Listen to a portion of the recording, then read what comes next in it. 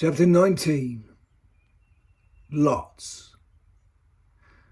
Donny and Finbar huddled on the ground at the tail end of the long chain of prisoners, all leashed tightly to each other by telephone wire. Finbar was lashed at the wrists to the brown Gurkha, Judajai Pandit. Donny sat just behind them at the very end of the line. Donny veered close to weeping again, but he bit back the tears. His papa would be so ashamed if he saw his soft son now. Big Don had done everything he could to guarantee that his namesake would not be some lily-livered pansy. He'd given him plenty of the rod and the belt, more than enough, he hoped, to guarantee a strong man as his heir. The sad truth was, the rod is what spoiled the child. But the rod was much easier to wield than grace or forgiveness, and 10 times faster in effect than patient reasoning. Donny's father absorbed many beatings from his own papa, and did not feel at all ruined by them.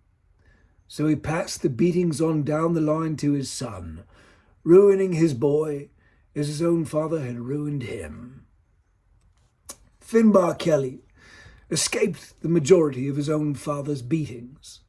Old man Kelly was a keen puncher in his prime, but by the time Finbar reached the age of rebellion, old man Kelly was a drunk, not fast enough to catch his son and whoop him.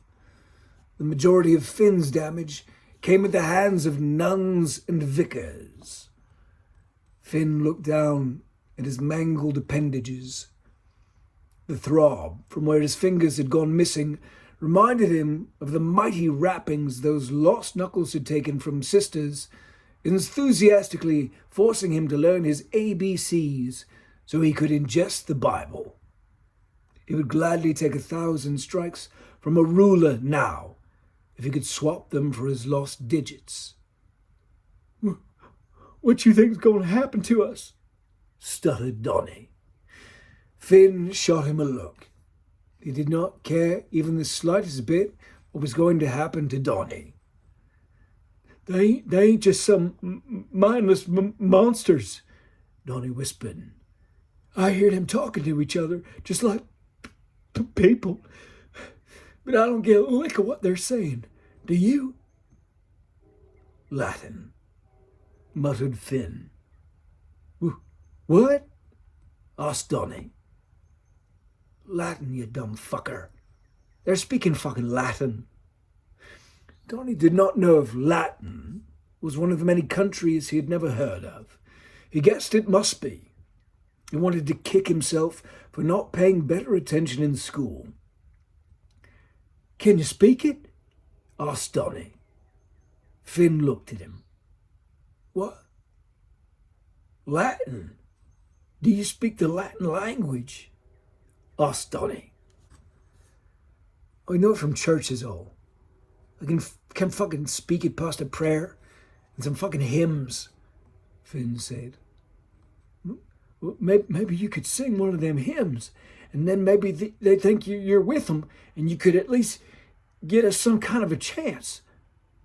Finn's glare told Donny to shut his mouth. Donny shuddered.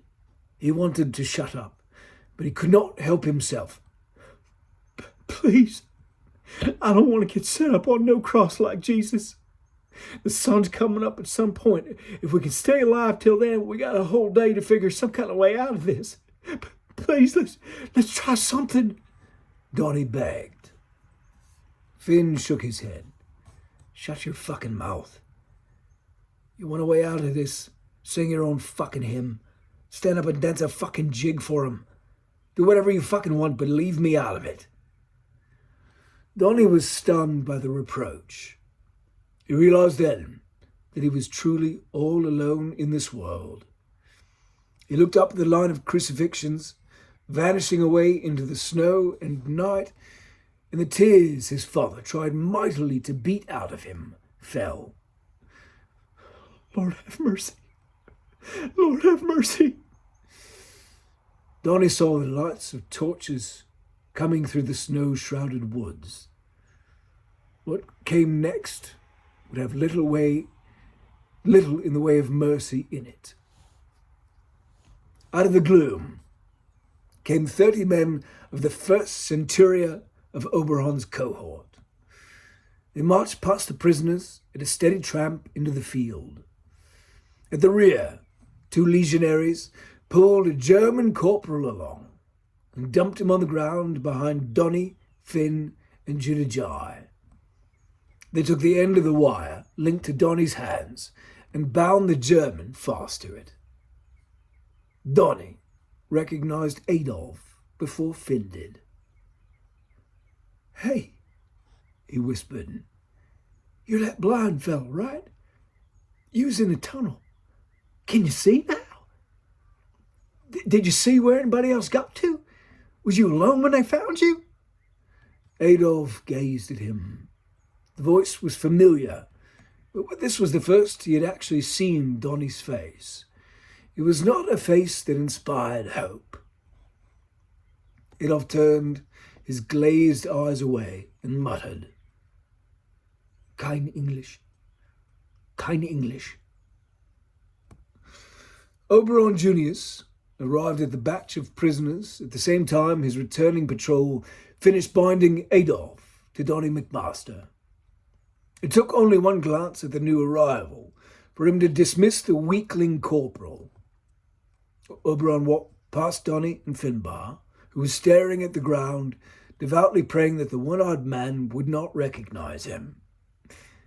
But Oberon paid no attention to Finn.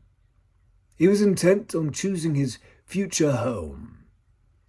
His good eye went back and forth between Judajai Pandit and the Frenchman. The Frenchman's size was appealing, but he experienced the wiry strength of the Gurkha firsthand when they captured him, so it remained a pure toss-up. Oberon assessed Judah one last time, then dismissed him as an option.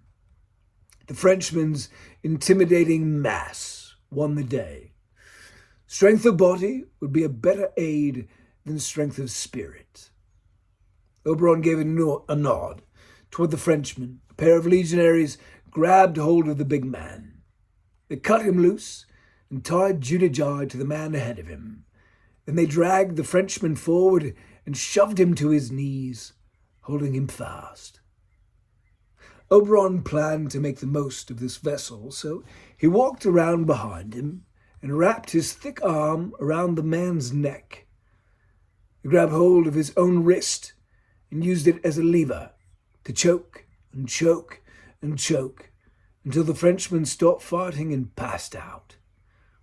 Even then, Oberon did not let go. He collapsed on top of the man and held his grip for another minute, just to be sure, choking the life from him carefully, casually, cruelly. Judajai watched the man who held his kukuri commit the act. Rage burned inside him. Judajai swore he would find a way to lay waste to Oberon Junius before they nailed him up to a tree. But it was an impotent threat. Just how impotent became apparent in the moments after the murder was over and done. The Frenchman's body went still. Much to Oberon's disappointment, it soiled itself. That would have to be sorted out. Yet Oberon's spirits remained high. He knew the way was clear.